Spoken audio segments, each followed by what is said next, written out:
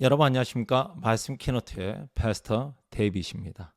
오늘은 시편 119편 105절 말씀을 읽도록 하겠습니다. 주의 말씀은 내 발의 등이요 내 길의 빛이니. 한 구절 읽어드렸습니다. 어두운 밤길에 손전등 하나만 있어도 마음이 참 안전하다는 걸 느끼죠.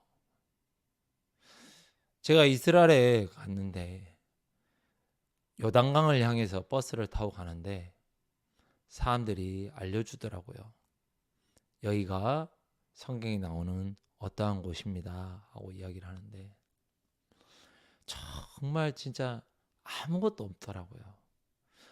아무것도 없는 가운데 정말 돌밖에 없는데 정말 이러한 곳에서 어떻게 사역을 하고 어떻게 사람들이 살아가고 참 그런 걸 보면 너무 진짜 막막했겠다, 어려웠겠다.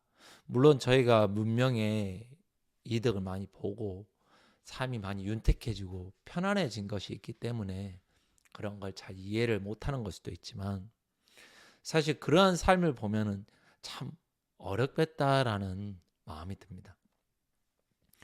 제가 한번 케냐의 킬고리스라는 아주 외지에 가서 전도 여행을 한 적이 있는데 케냐에서부터 버스를 타고 한 17시간, 18시간 타고 간 것 같아요. 그곳에 가서 사람들을 만나고 함께 복음을 전하고 하는데 아무것도 모르면서 고산지대인지도 모르면서 거기 있는 여인들이 막 산에서 뭘 캐고 있길래 나도 돕겠다고 했다가 제가 쓰러졌던 기억이 나거든요. 저녁이 됐는데 저녁밥을 먹자고 하는데 시간이 3시 반인 거예요. 아니 3시 반에 저녁을 먹는다고? 3시 반에 저녁을 먹는데 우리 사역자님 가정에 포크가 없더라고요. 그래서 우리가 그 손으로 밥을 먹고 4시 반이 되니까 접시도 뭐 3개, 6개 이렇게 그냥 씻더니 그때부터 잠을 자고 새벽 4시에 일어나더라고요. 참 그때 화장실을 이렇게 어떻게 해야 되냐고 물어보니까 그냥 뒤에 가서 일을 보면 된다고 하는데 정말 많이 당황했거든요. 예. 깜깜한데 진짜 아무것도 안 보이는데 제가 좀 이야기가 길어졌습니다만 다름이 아니라 주의 말씀은 내 발의 등이요 내 길의 빛이니 그랬습니다. 우리가 등이 있다면 내 발걸음을 내디는 데 있어서 주저함이 없겠죠. 하지만 오늘 하루 내 발길을 내딛는데 주저함이 있다면 그거는 말씀 대신 등불이 여러분 삶 가운데 마음 가운데 없기 때문입니다. 너무 간단하죠? 예, 간단한 겁니다. 왜 이렇게 어렵나? 왜 어려운지 아십니까? 등불이 없기 때문입니다.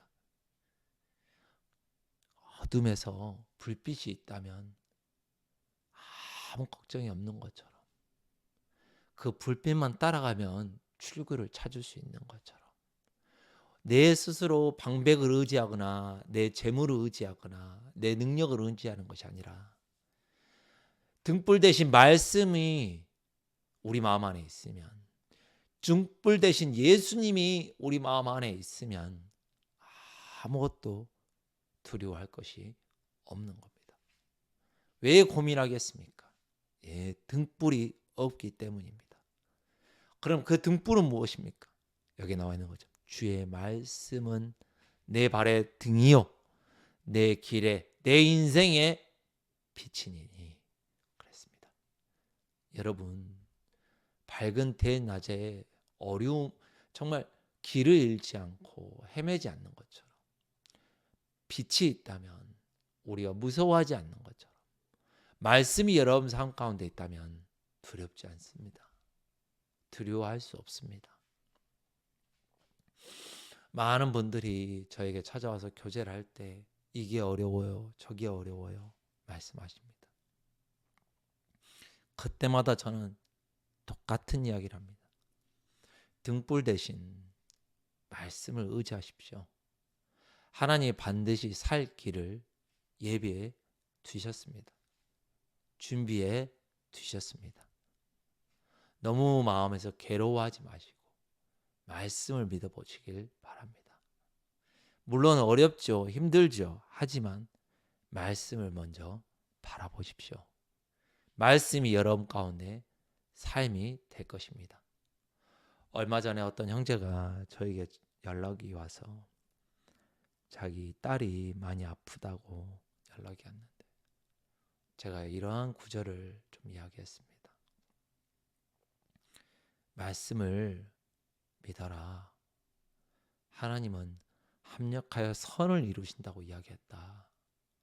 너에게 또 너의 딸에게 분명히 하나님께서 합력하여 선을 이루어 주실 거다. 우리가 봤을 때는 이 일이 어렵고 괴롭고 물론 딸 아이가 네 품 안에서 어려워하는 게 힘들지라도 이거는 분명히 합력하여 선을 이루실 일이다. 내가 널 위해 기도하겠다. 너의 딸을 위해서 기도하겠다라고 이야기했습니다.